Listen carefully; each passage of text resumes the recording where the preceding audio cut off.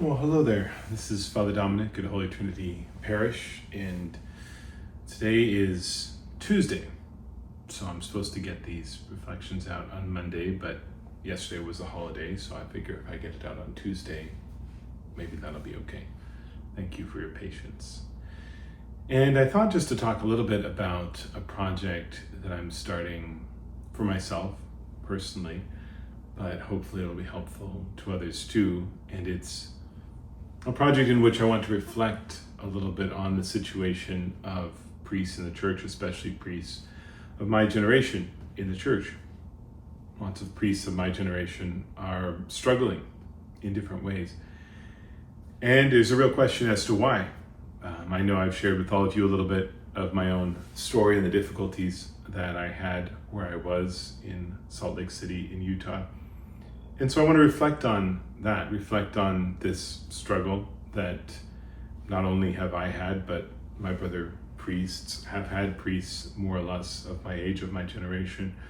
Why are they struggling? What are the underlying causes of this struggle? And what are solutions that we might be able to suggest or put forward? And so I started this little blog with these reflections on this that I'll be putting out here and there, and you're welcome to check that out. And I think above all to pray for your priests. This is something that I, as a priest, have to reflect on, and this is something that is particular. It's a particular way of life in the church to be a priest, to participate in the ministerial priesthood. As you know, because of our baptism, we are all called to be priests, prophets, and kings. But those of us who have been ordained to the ministerial priesthood have this particular role in the church, this particular vocation. And I was reflecting with my friend the other day. I had a priest friend who was staying with me, and he was talking about the difficulties that we all experience. In my reflections with him, I was reflecting particularly on the fact that the priesthood, the ministerial priesthood, is a call to do something. It's a call to have a particular role. If you know what the sacraments are, the 7 sacraments are 7 signs. They're signs that have a real effect. They're signs, visible signs, that produce spiritual effects in us. That God has decided to use matter and to sanctify matter and to allow matter to produce these amazing spiritual effects. So it's an incredible, beautiful thing. And one of the sacraments is the sacrament of the priesthood, the ministerial priesthood. And it has its 3 orders: deacon, priest, and bishop. And those who are ordained in that sacrament to that calling, according to those orders, have this particular role. But what it means that it's a sacrament is that it's not going to last forever. There will be no priests in heaven, in the sense that we will have Jesus Christ. And Jesus Christ himself, the high priest, is the bridge between God and man. That's what it means to be a priest. It means to be a bridge. Every Christian is called to be a priest, to be a bridge between God and human beings. I myself am called in a very particular way to be a bridge, to represent Christ, to act in the person of Christ. But once we're all in heaven, we will be living the fullness of life, and we won't need any bridge. We won't need any mediator. We don't need anyone to communicate that life of heaven to us, because we'll be living it to the full. So it made me think, well, what the priesthood is the priesthood is something that we do, but it's not something that we are.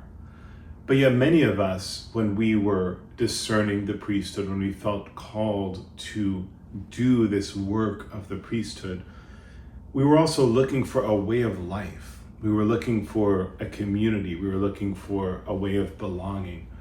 And all those things, properly speaking, are not part of the sacrament of the priesthood. Now, there might be priests who live in community. There might be religious. There might be all these things that we've associated with the priesthood: going to seminary, being a part of this community, this brotherhood, this fraternity. Those things are not, properly speaking, a part of this vocation, the vocation to be a priest. That vocation, properly speaking, is this particular ministry of being a bridge between God and human beings.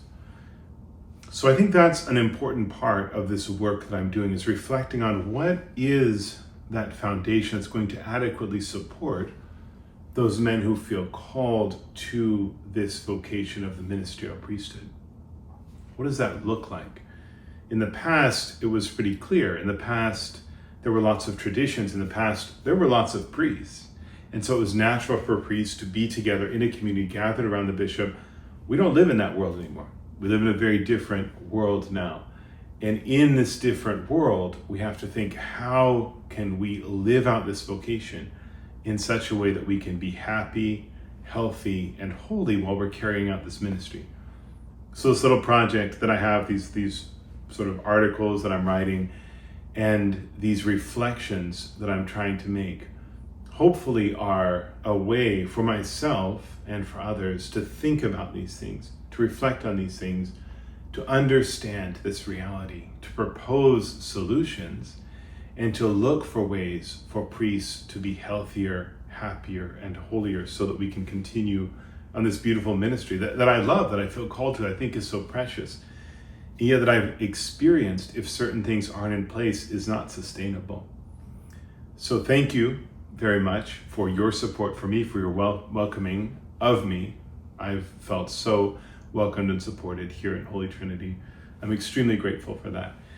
And please pray for your priests. Please pray for me, pray for Father Bill, pray for all of us, and ask the Lord of the harvest to send more vocations into his harvest. We need more priests. We need to have more people around so that we can have that community, that fraternity that's going to sustain this beautiful sacramental mission.